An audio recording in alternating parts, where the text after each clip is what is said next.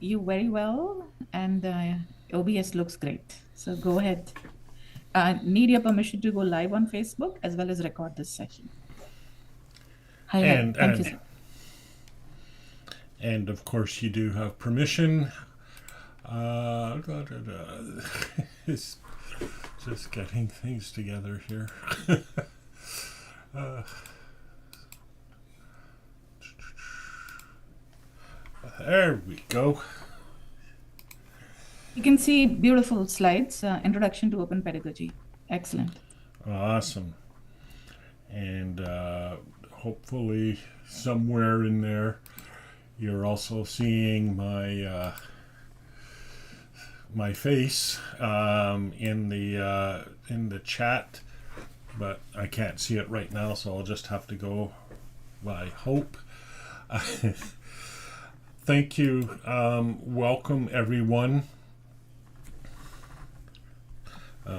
My name is Stephen Downs, and I'm pleased to be with you today in this presentation on open educational pedagogy, or open pedagogy for short. Okay, I'm just bringing up my Zoom. Okay, here we go. Okay, so I have the Zoom set up so that I will be able to see any comments that you make in the chat. In an open pedagogy model, we would be typically more interactive than this session will be. We're a bit limited in what we can do in a Zoom session online in an hour, but I'll talk about how we can make these sessions more interactive when you're actually applying open pedagogy in a learning environment where you're dealing with segments or courses that are longer than 50 minutes in length. Anyhow.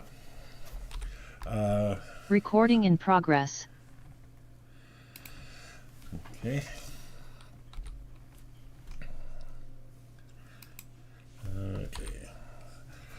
Okay, so I'm going to cover, as the abstract promised, a number of different aspects of open pedagogy. I'm going to start first about talking about what it is, and then we'll talk a bit about the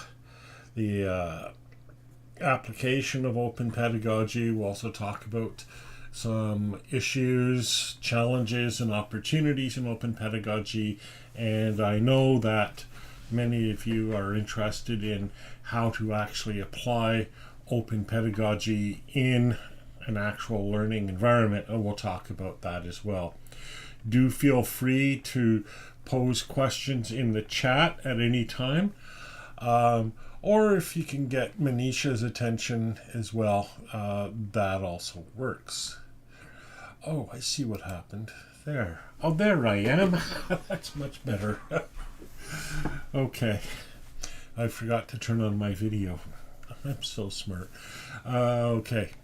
So now I can put myself onto my own screen.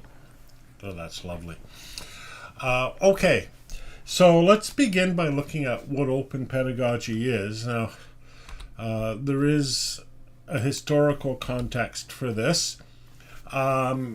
We talked just a few days ago, actually, about open educational resources and open learning in general in that introductory session.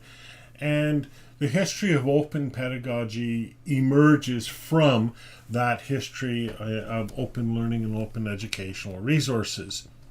And what happens is that as open learning and OER became more common,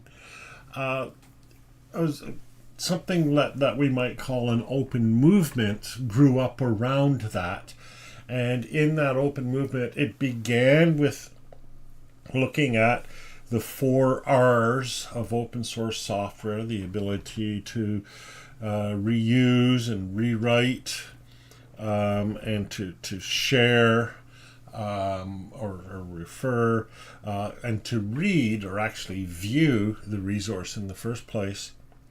And people began to think about these opportunities to be open in a broader context. We talked even last time a bit about open educational resources not being limited to learning resources, but perhaps to open assessment or open teaching, open research, and so on. And so all of that taken together evolves into this idea of open pedagogy.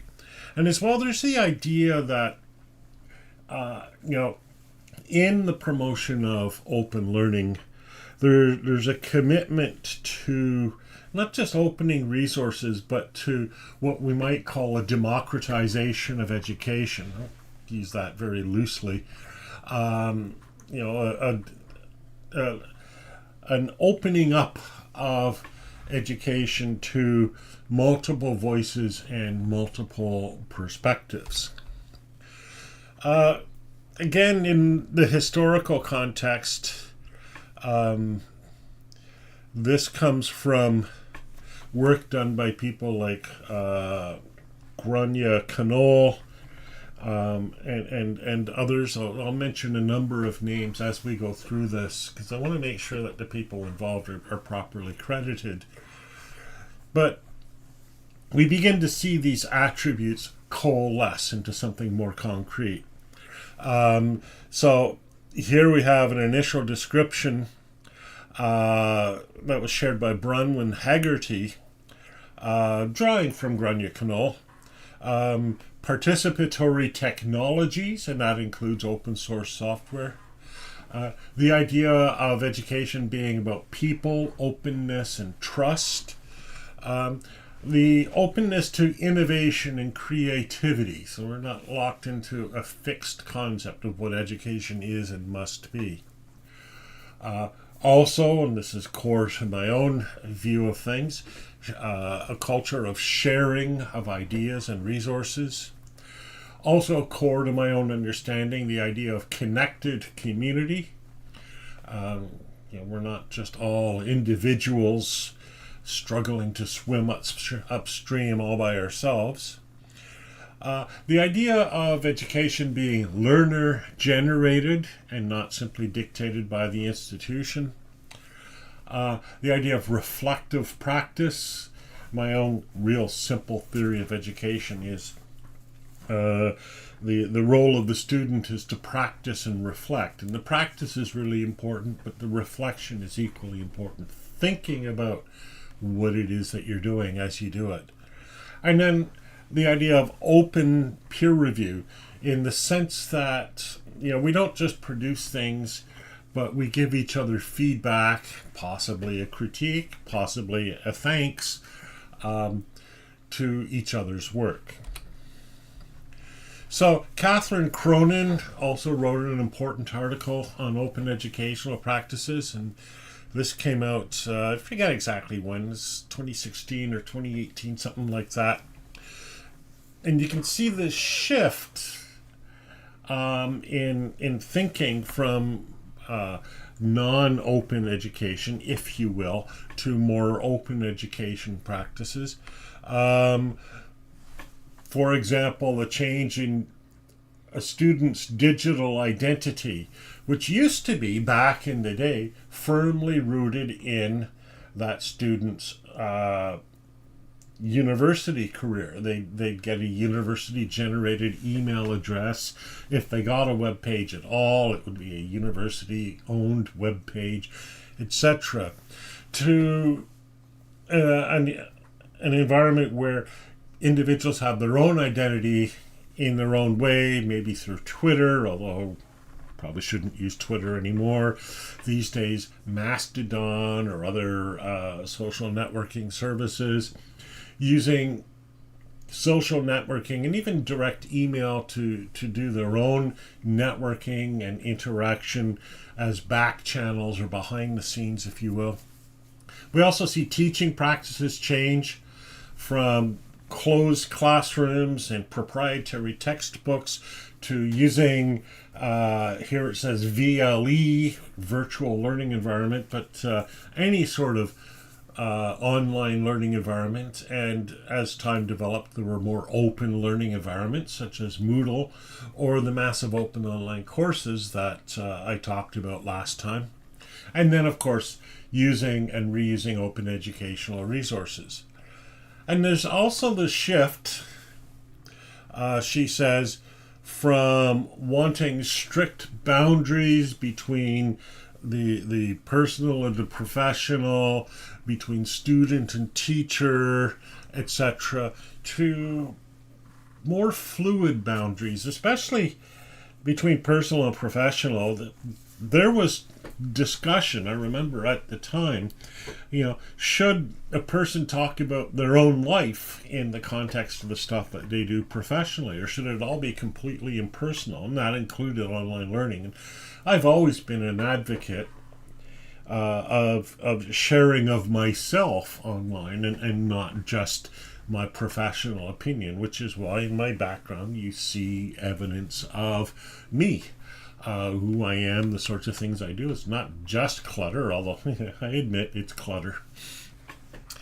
And similarly, there's this understanding that in the classroom, and especially in online learning, and especially in the sorts of massive open online courses that George Siemens and I created, there was this blending of role between teacher and instructor, or between teacher or instructor and participant. We considered ourselves not so much as people who are teaching these courses, but as people who are engaged in this learning process along with the people who are taking our courses. I still feel that way, and I present things like this, not as a diatribe or as a lecture, but as something that I'm putting out into the community in the hope that people will look at it, criticize it, correct me where I'm wrong, and take the discussion further. And I like to think a lot of the stuff that's happened in the field of open learning practices and open pedagogy has been a result of that wider discussion between not only myself but everybody in the community. Helen Beetham also talks about open educational practices, again looking at open educational resources, also talking about open or public pedagogies. And we talked about the MOOC that I just discussed, and that's another thing too. There's a shift that takes place. Education has typically been something that happens in private, in the sense that it's in a classroom, the doors are closed, there's what they call the Chatham House rules, where what goes on inside the classroom stays inside the classroom, as compared to a kind of learning, much like what we're doing here today, where it's shared with the public. It's open to the public. Anybody can watch. Anybody can take part. There are recordings, so you have to mind what you say. Things like that. And the importance of this is that it means that the education that the practice that we're undertaking, myself and all of you who are participating, is open to members of the community who can also partake of this as a learning opportunity. That has very much characterized the sort of work that I try to do. And there's two reasons, and this is me speaking personally now. The first reason is it's more efficient. I don't, if I am perceived as an expert in something and I'm going to say something wise and learned, I don't have to repeat it a gazillion times. I just need to say it once or, maybe 10 times. And as many people who need to hear that can hear that. I started that practice when people wrote me questions when I was teaching. And I asked them, don't just send me an email with a question. We'll put it on the discussion board so that when I answer your question, I'm answering it so that everybody can see the answer. Because other people probably have the same question. And the other reason is just this idea that, providing this learning in a public way is a more honest and open way of providing learning. It's a way, if you will, of keeping me as a speaker, as a presenter, as an instructor accountable.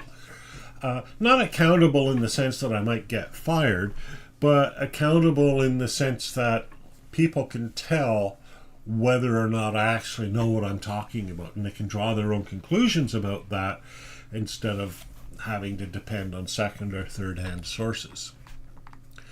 Here's another illustration from Catherine Cronin, talking about open educational practices and highlighting 4 aspects. The value of social learning, first of all. Just as an aside, I think social learning is important, but it's not necessarily true that all learning is social. We can learn as individuals and on our own. We can learn, certainly I've done a lot of learning walking through a forest all by myself. I don't think of myself alone when I'm in that environment, but it's not what you would typically call social learning. Also, this idea, and we'll talk quite a bit more about this through this session, balancing privacy and openness. Third, developing digital literacies, having people be more than just recipients of knowledge, actually helps them develop the capacities that they need through the rest of their life to produce and share that knowledge. And then finally, as we've sort of alluded to, challenging traditional teacher role expectations. Even when I'm talking like this, I don't want to see myself, and I don't perceive myself as the all-knowing expert. There's a lot of stuff I miss. There's a lot of stuff I don't think I get things wrong, but I'm open to that possibility, and that's a really important realization. I just want to pause there because I've thrown a bunch of different definitions at you. Jim Groom once commented, the idea of defining something is to actually try to take it and control it and own it. And I don't want to do that. It's important that people be able to define or determine for themselves what open education is. So these things that I've put forward here as aspects of open education that are different and sometimes even seem contradictory are suggestions. They're like a list of ingredients that you can draw from to define what you think of as open education for yourself. And that's going to be true. We'll talk a bit more in this presentation later on about values and things like that. And that's also going to be true of values and the things that matter in open education. What is open, or why participate in open pedagogy? Ever so briefly, I personally think the benefits are widespread. The greater sense of community involvement, witness what we're doing here, and also what we're doing here is part of the wider Open Education Week that's taking place worldwide. There are hundreds of similar events taking place right now, today, through the past week, and a ton of resources are appearing online. I'll probably link to a bunch of them in my newsletter later. But also, too, it allows participants in learning, students, to bring their own unique understanding, background, and perspective to learning, and I think that's very important. It results, and this was one of the key attributes of connectivist approaches to learning, in a body of work, the creation of new knowledge that reflects the diversity of perspectives, languages, experiences, and so on. So it results in something new. It results in something new each time, which to me is a really interesting thing. It encourages, I don't like the word allows, encourages people to be creative and to express themselves, which I think is always a good thing. There's this, and we'll touch on this a bit later, there's this aspect where students feel that they're actually being taken seriously, and they feel that way because they actually are being taken seriously. Somebody types a comment in this chat here, I'm going to take it seriously. It's not something I can ignore because I understand that the purpose of this presentation just isn't to hear me talk. It's to provide you with some benefit or service or value, which means that we're in this together, and that matters to me. Even if I'm doing the talking, I have this understanding. We're in this together. And then it allows people to work with professionals in the field. And that's something I've noticed ever since I started doing open learning and practicing open pedagogy, is that I didn't just attract the students. I attracted peers, other people who've been in this field with me for a long time. There may be some even now. I don't see the full list of participants and people watching, but the people who are actually professionals in the field. So what happened here is we have this place, a loose community, where we have learners and practitioners in the same place talking about the same thing. And that does wonders for learning in all kinds of ways that I can't even begin to talk about now. So that's what open pedagogy is. What underlies it? What are, if you will, the core values? Now, the caveat, again, is that these are up to you, right? These are the values that other people have expressed, but they might not be your values. And you ought to feel at liberty to reframe these, rewrite these, and repurpose these, because this is an open environment, to meet your own understandings and beliefs. But a good place to start, and what I hope characterizes my own approach, is the 5 R's. First articulated by Rajiv Jhangiani. The 5 R's are respect, and we could do long sessions on respect, but in particular respect for the agency of students and creators, that is, the ability of people to take initiative, pursue their own objectives, determine their own level of participation, etc. Open pedagogy is about reciprocity as well. Not reciprocity in the sense of it's a transaction, I give and then you give to me.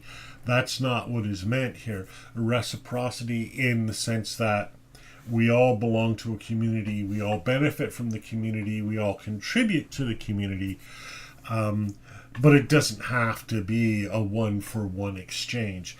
It also doesn't have to be the other extreme of each according to his needs, from each according to their ability. There's all kinds of ways of doing reciprocity. Risk is something that needs to be acknowledged. There is risk in working in the open. I'm taking a risk now. What if people hate me? It could happen. And we need to recognize that, especially for people who are not, fully entrenched in their careers, who might have precarious employment, similar sorts of things. Reach is very important. Reach, and I talked about this a bit already, means going beyond the classroom. The idea of open learning is that it's not just learning in the classroom, it's learning in the community.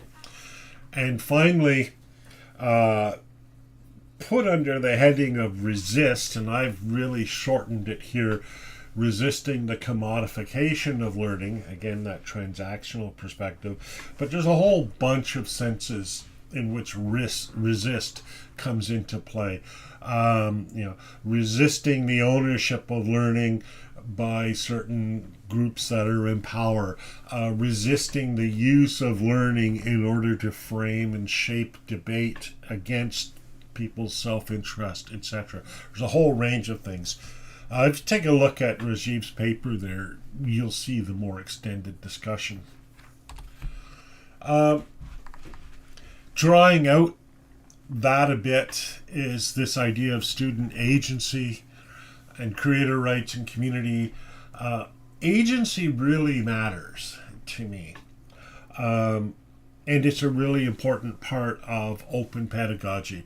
On the right-hand side there, you see something called the ladder of participation. 8 levels of young people's participation. The least participation is when education is propaganda and you're just trying to manipulate young people into believing something. And that's undemocratic, and I think it's also unfair to them. And we can go to greater and greater levels of agency, greater and greater levels of participation, consulting them, informing them, maybe allowing adults some initiative, but as we get more and more participatory, young people can have the initiative, young people can take the initiative for themselves.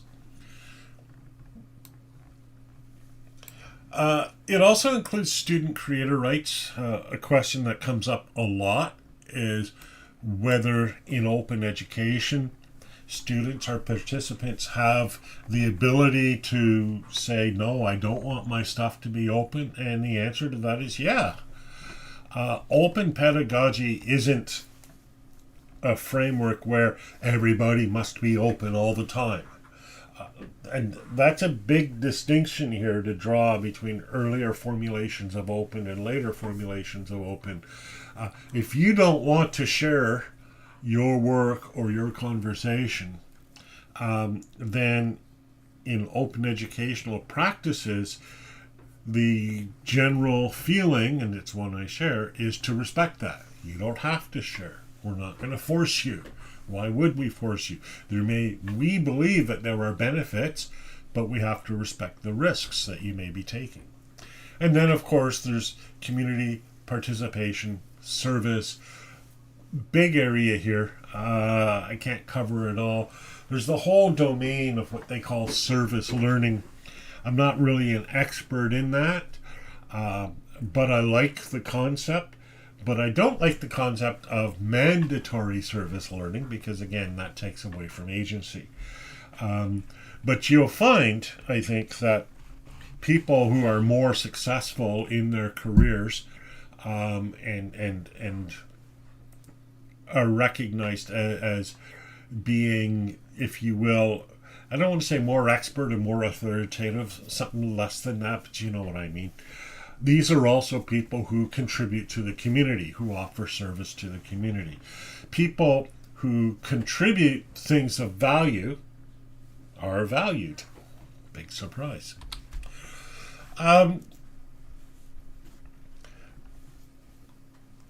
There's another way of putting it. This is from Caroline Sinkinson and Amanda McAndrew, talking about 4 dimensions of student agency: access and equity, community and connection, agency and ownership, risk and responsibility. Again, these are all, you see the same sort of themes coming up, but there's different ways of stating them with different emphases. And again, that's the sort of thing that you want to do in your own thinking about this as well. core value of open pedagogy, here I link to some activities to help you actually do that, to develop the core values. And this is a neat little thing that I do. You take a guide like this, and here you see it's in Google Docs, right? And I can make a copy of this document because it's been shared with me, and now I have my own copy of this document. So, see, and now it's my copy, and I can start filling it in. And even better, if I'm working with a group, I can share this. You just click on share and provide access. So I'll provide access here to, oops, I don't want to edit my link. See, general access, anyone with the link, right? And to not just view, but to edit. And now I'll copy the link. And what will I do with that? Maybe I'll put it in the chat. Right. Now, we're not actually going to do this as an exercise because it would take the rest of the session. But if you have more time with a group, you do this, share the link to the resource as I just have, right, in the chat. And right now, any of you could click on this link and jump into this, and then we would all work through the different activities. For example, exploring foundational readings. Well, in this presentation, all those links in yellow are foundational readings. I've tried to find the links that are thought of in the field as, the core links, the core resources for this concept or that concept. I probably missed some, count on that. So you can reflect on that. Talk about your experience with open projects. Explore the role of social justice in open pedagogy, and so on, right? So that's an activity you can do with other instructors or with students, whatever you want, in order to develop your own core values and your own understandings. And it's also the sort of activity that you can do in a class. Just open up a Google Doc and start writing the Google Doc together. Maybe provide them with a scaffold or a framework to work from, or maybe do it from scratch, depending on what you think the participants are capable of doing. So, speaking of open pedagogy in practice, let's look at the sorts of things that can be done. Renewable assignments, student-created OER, collaborative projects. Let's look at these. Typical assignments in traditional education are referred to as disposable assignments. In other words, what happens is the student does the assignment, the teacher creates the assignment, the student does the assignment, hands it in to the teacher who reads it. That's the end of its life. It's disposed of. The only one person has ever read it. That's not very motivating, especially if you don't like the teacher. Sometimes you don't like the teacher. I know I certainly had cases like that where I didn't like the teacher. All my students liked me, of course. And ultimately, I was working on a PhD dissertation that would be read. It's a book-length piece of writing that would be read in the end by the 4 or 5 members of my PhD committee, and then that's it. And you talk about not motivating. Nothing like writing a book that will be read by 4 people. So I gave up on that whole idea and spent the rest of my career writing stuff that everybody could read. And that's the idea of renewable assignments, right? We're creating assignments that anyone can read. So, for example, by creating open educational resources. How could you do that? Well, you could create one in Google Docs, like I just showed, or Google Slides as well. Student-created OER can include textbooks, can include ancillary materials like help sheets or cheat sheets or whatever. I don't really have the opportunity to go into this in great detail, but other people have. For example, the guide edited by Elizabeth Mays, making open textbooks with students. And there's another one from BC Campus that's done a lot of work on this, co-creating OER. So those are some resources that I recommend that you have a look at. But the idea is that it's students determining for themselves what needs to be created and then working together in a cooperative fashion in order to create it using technology where access and editing rights is shared, like we've just seen with Google Docs. Another activity is working together to create Wikipedia articles. Now, Wikipedia has become a lot more locked down in recent years, so it's getting a bit tougher to just simply create or edit a Wikipedia article. There are protocols you have to follow. One thing that's suggested, and Christina Hendricks suggests this, in fact, is to practice first on your own wiki. Different learning tools have wiki attachments. You can add a wiki to WordPress or to Moodle or to MS Teams, or you can find a standalone service that offers you a way to create a wiki in the cloud. Just a private wiki for yourselves. You practice there before you try to write an article for Wikipedia. Then there are some guides, and I've linked to one here on how to create a Wikipedia article, the sorts of things that you need to look at. For example, the requirement that whatever is stated in a Wikipedia article be backed up with a published source. You can't just do original research in Wikipedia. That's not the purpose. It's to report on what other people have done. And then just creating content generally as a learning activity. So that's what open pedagogy is, what we can do with it. Let's consider some of the challenges and opportunities briefly. I've indicated 4 areas. We've touched on all 4 already, but I think it's relevant to raise them and give them their own light. First of all, as is commonly discussed, the digital divide and ensuring equitable access to resources. Simply providing access to your resource doesn't mean people are able to read the resource.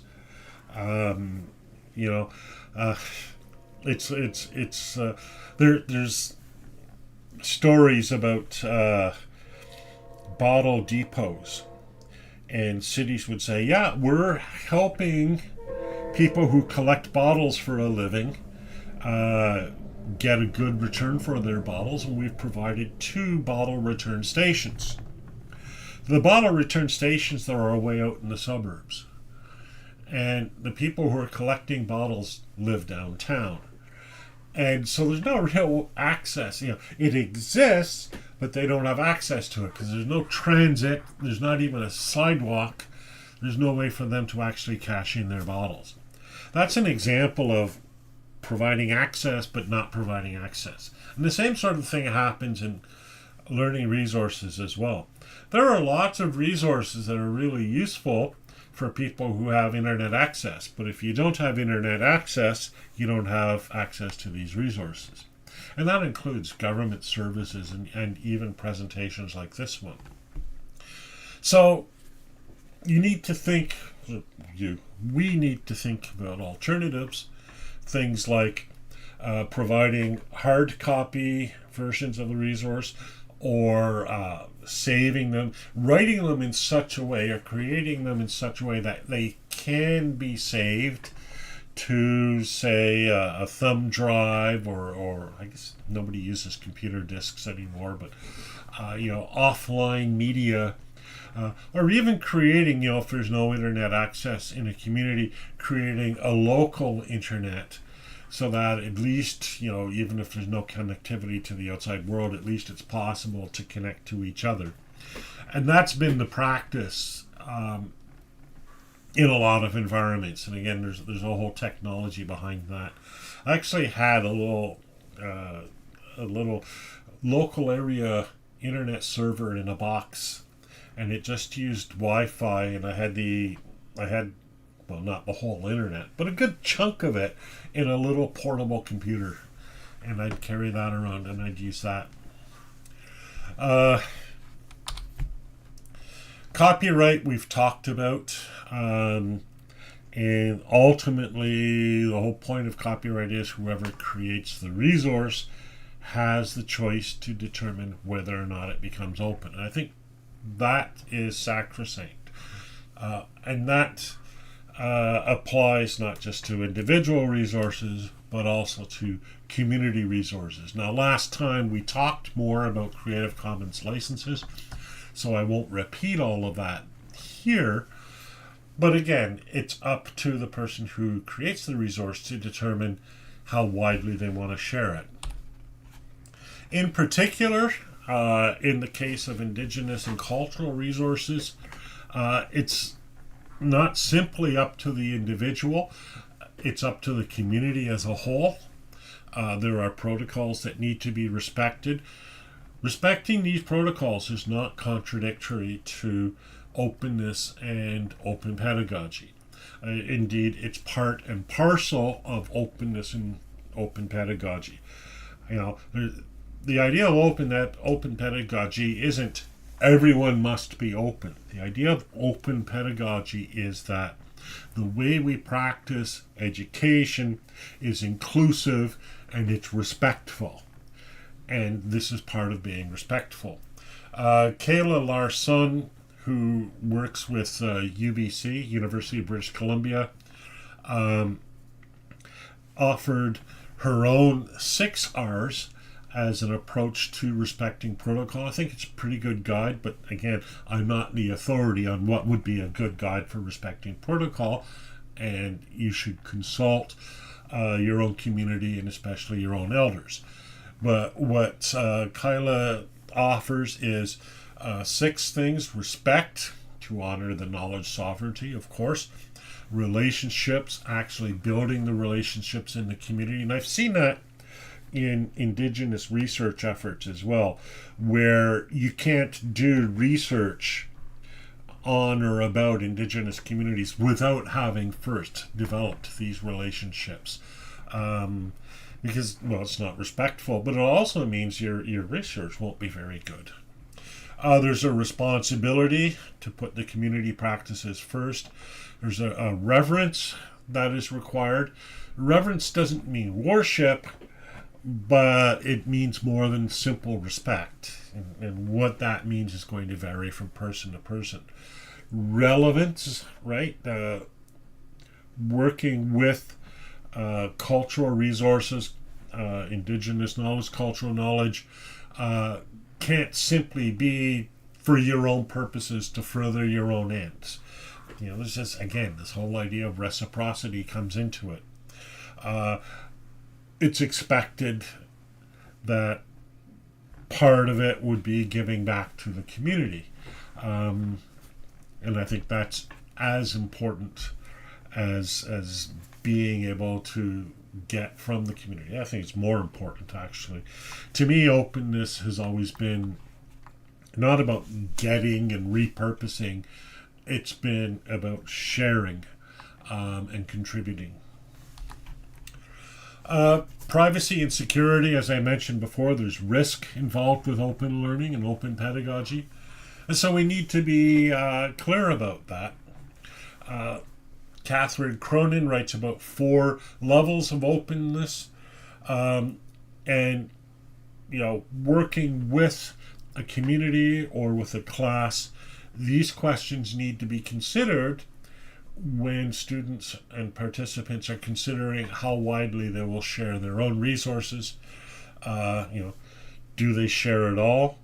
Do they share with everybody or just a certain number of people? Who am I that is sharing? Do I share as, in my case, as Stephen Downs or as anonymous contributor or whatever? And of course, what am I going to share? Do I share this particular thing? There's a thing called context collapse that we need to be aware of and take into account. And the idea of context collapse is that identities and communities and events and environments that used to be separate, home and work, work and church, church and classroom, all of these things used to be separate. But now in the world of digital technology, all of these different contexts have collapsed.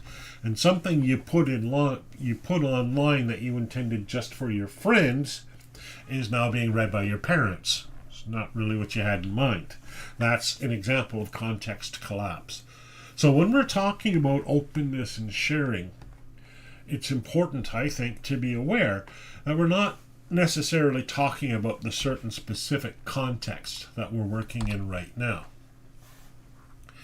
Finally, implementing open pedagogy.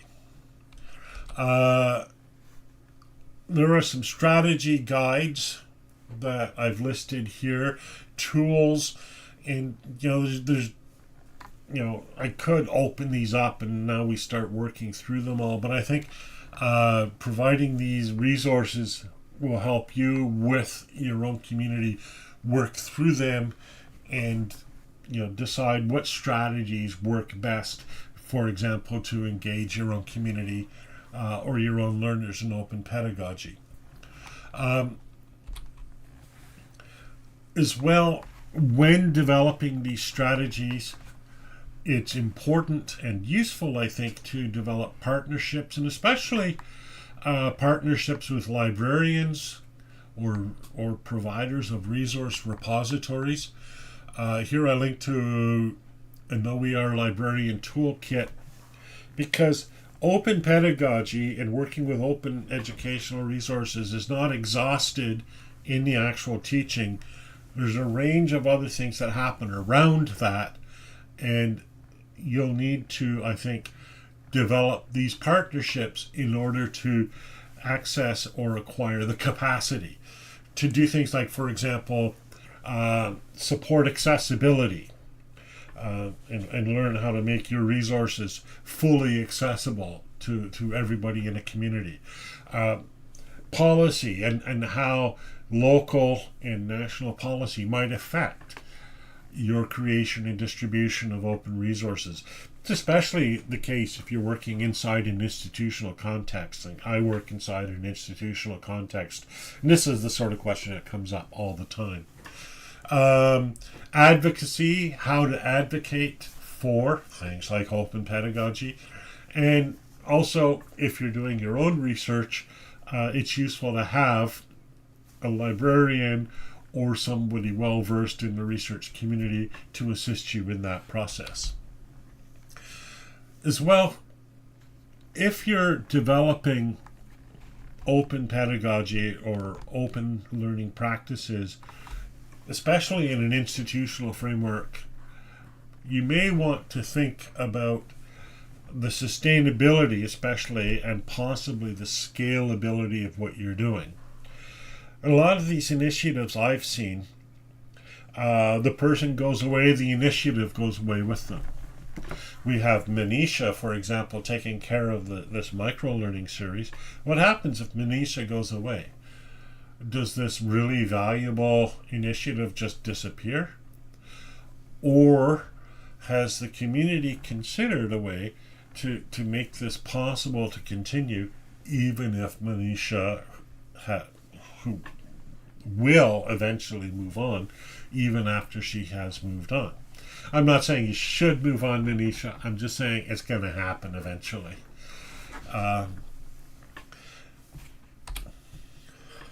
There's an open educational practice rubric that was developed by ISKME to help you evaluate your own open educational practices.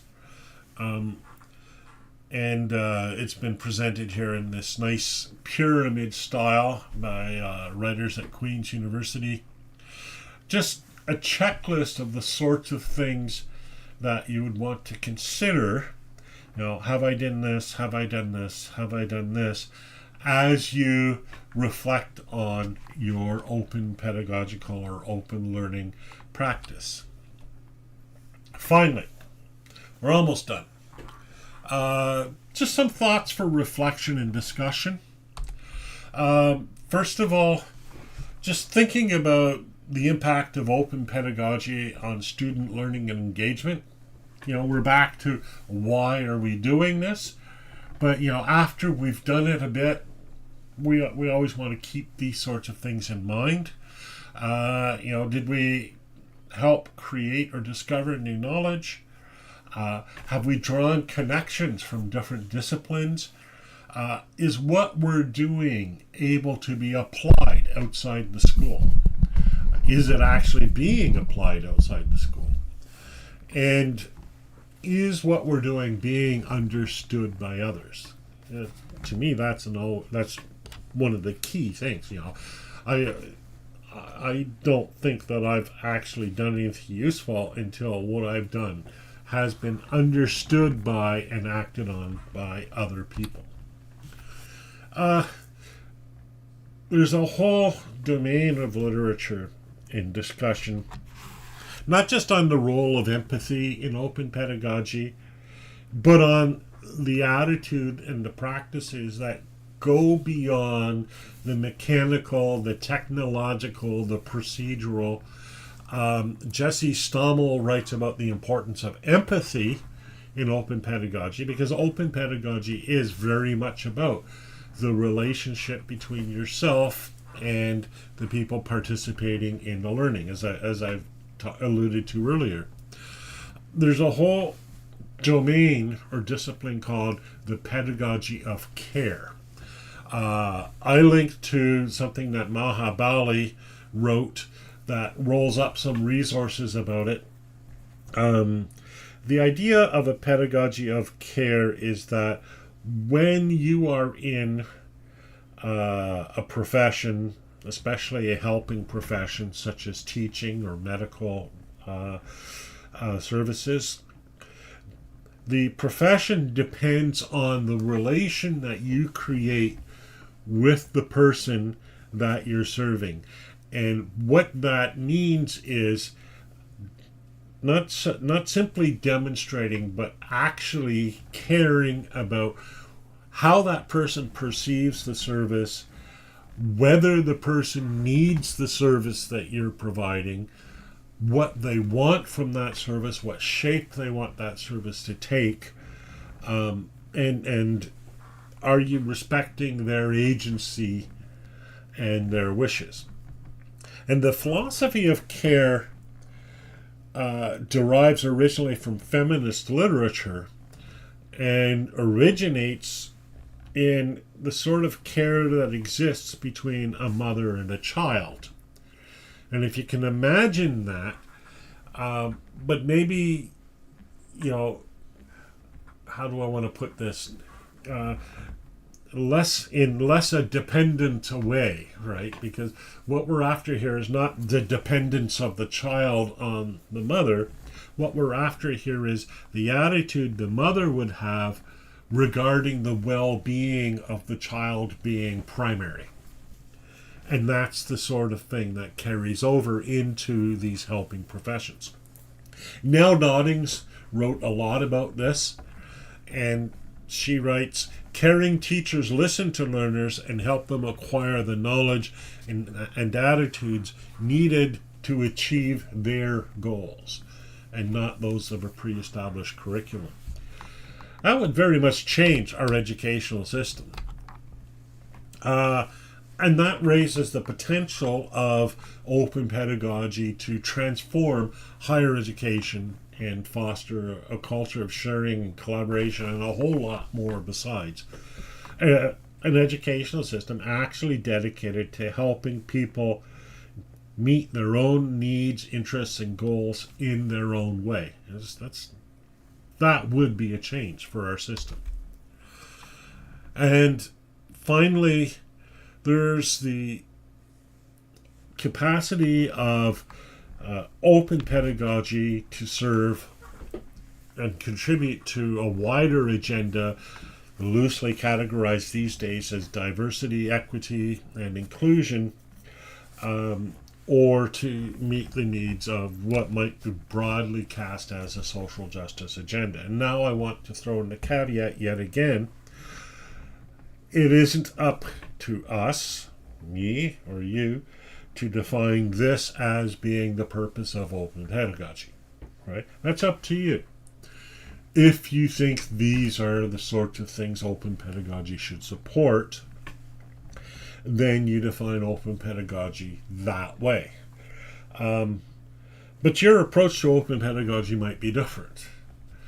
The important thing, I think, is the openness and the relation between yourself and the people that you are working with, formerly called the students. And that's what I have to say, and I do have a wee bit of time for comments and for questions. Recording stopped.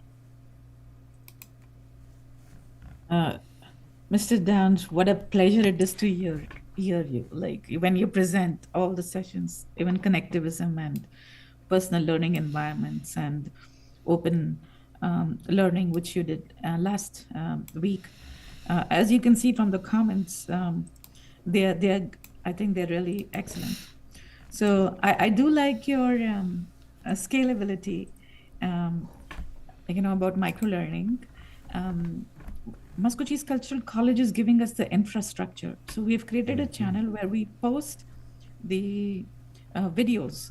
And I really think in open learning, when we are posting like your video of this presentation, we have a process where we ask your permission. Even before we do the recording, we check in that it's okay. But I'm very grateful you mentioned about sustainability. And I did see some students, some instructors from our college.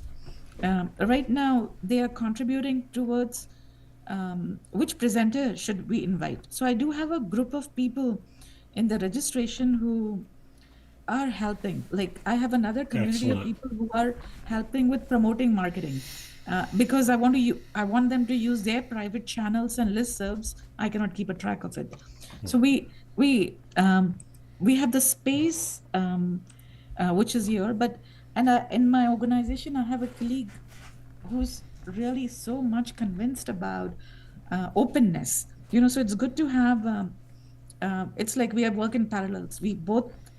And we also work very well together. It's not just in parallels, but the point is, she's like my twin. But it always makes me think, whenever you're presenting, I try to look at what change can I do, like how can I apply this knowledge? I do like your idea of, scalability and sustainability. I think these micro learnings really promote relevant. You use the word relevant, not just in KLR sense, relevant training for Indigenous people. For example, in the registration form, we have a question about, are you of Indigenous origin?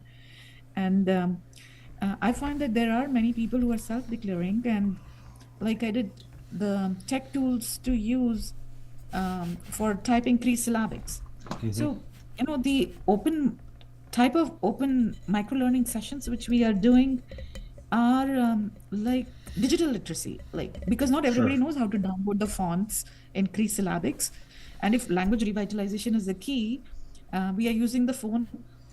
At least I know 99% of the people who I know, they take a photo, they handwrite it, and then they take a photo of what's in syllabic, and that photo is sent by phone or by email.